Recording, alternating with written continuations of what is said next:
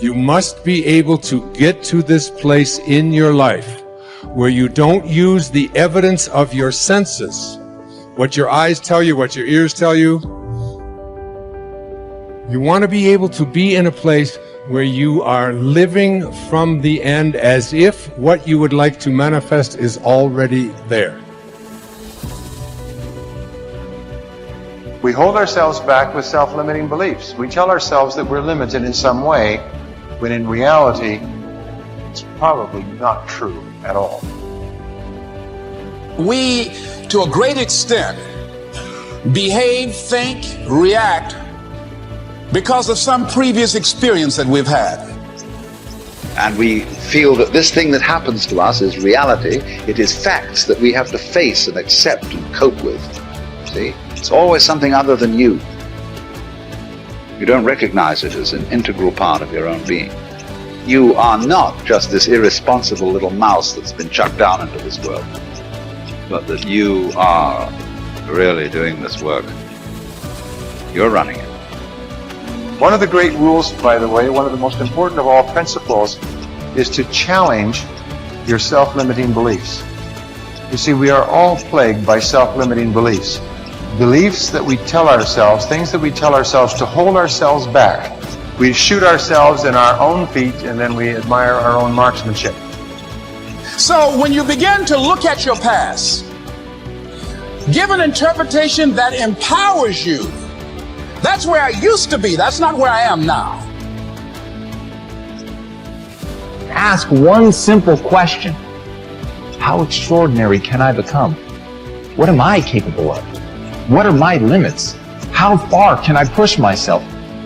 But all by doing one simple thing. Pushing myself to get better every day. From you are amazing. You hear me? You are amazing. And the day you recognize you're amazing, the day you understand how amazing you are, everything changes. And I need you to understand something. When you recognize who you are, when you realize how amazing you are, there's just certain things you're not going to do no more. Come out here with what you got. You don't have enough money? Don't worry about it. You got the dream. You got the idea. You don't have enough resources? Don't worry about it. You need some help? Don't worry about it. You get out here in the arena, someone will look at you and become inspired and say, hey, can I help you? But if you're sitting up on the bleachers, nobody's going to ask you anything. You've got to get into the flow of action. Nelson Mandela, in his talk, said, our great problem is not that we feel that we are powerless, but that deep down inside we feel that we are powerful beyond measure. It's an incredible thought. It's almost a scary thought, isn't it? But it's also true, because the powers that you have are extraordinary.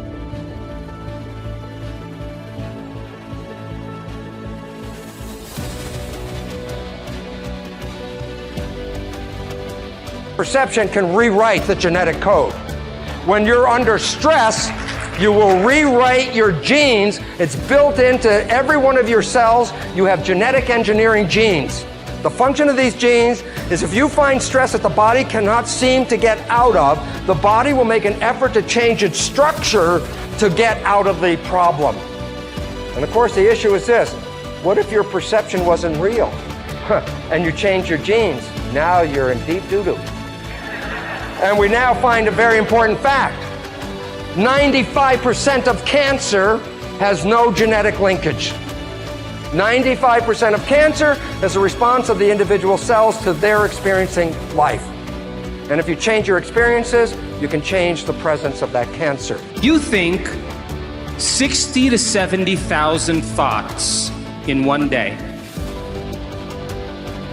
Out of those 60 to 70,000 thoughts that you think in one day, 90% of those thoughts are the same thoughts as the day before.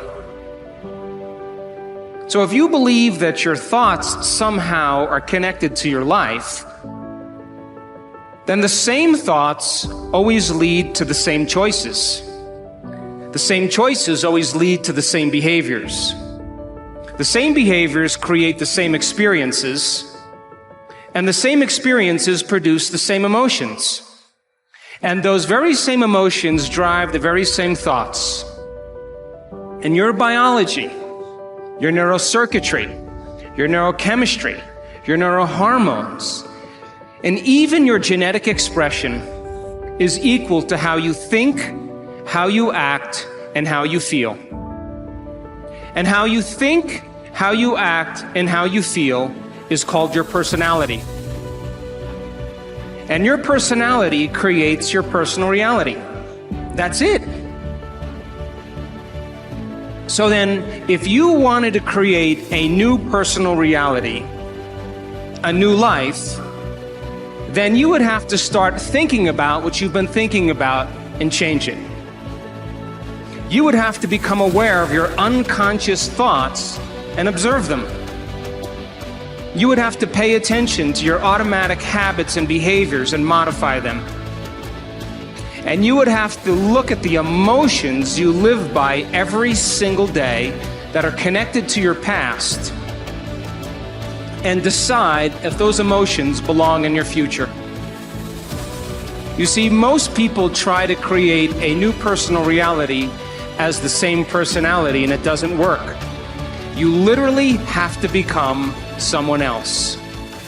Prayer works, but not the way that you're praying. If I take you and connect a cap to your head with electrodes on it and connect that cap to a computer to read your brain waves, an EEG. I can read an EEG on your brain and see how your waves are functioning.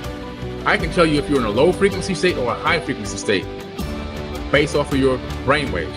If you're an emotion of fear, doubt, anguish, begging, which is praying, the typical person begs when they pray, that's low frequency.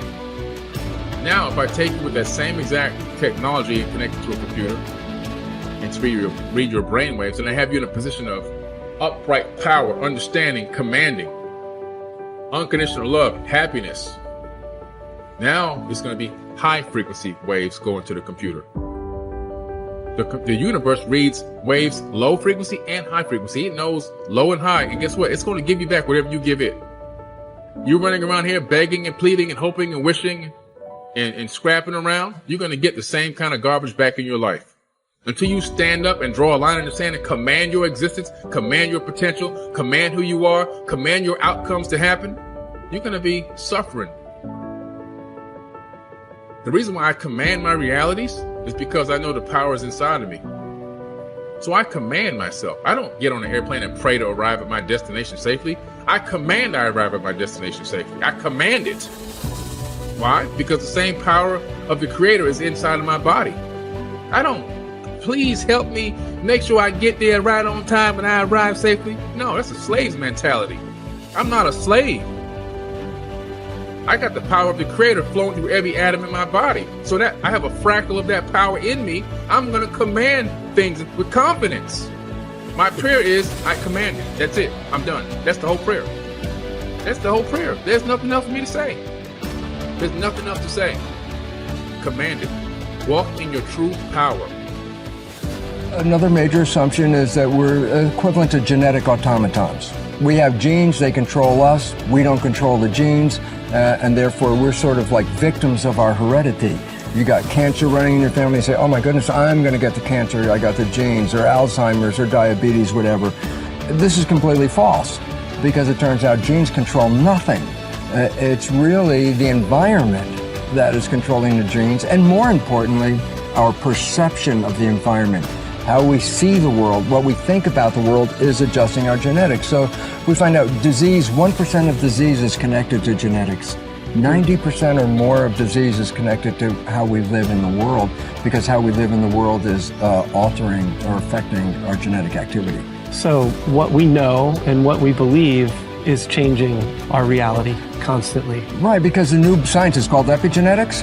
And what it means is this: our beliefs and how we see the world, we change our genetics. So rather than being victims, which we have believed all the way up to now, we are the masters. We change our genetics just by how we respond to the world. So we can change our responses, which means then we can change our genetics. So we're not victims. And one of the most personally exciting things that happened to my life was to recognize that I was not a victim of my genes or a victim of my society, that I actually am a creator of my life. And once understanding that nature and expressing that creativity, I profoundly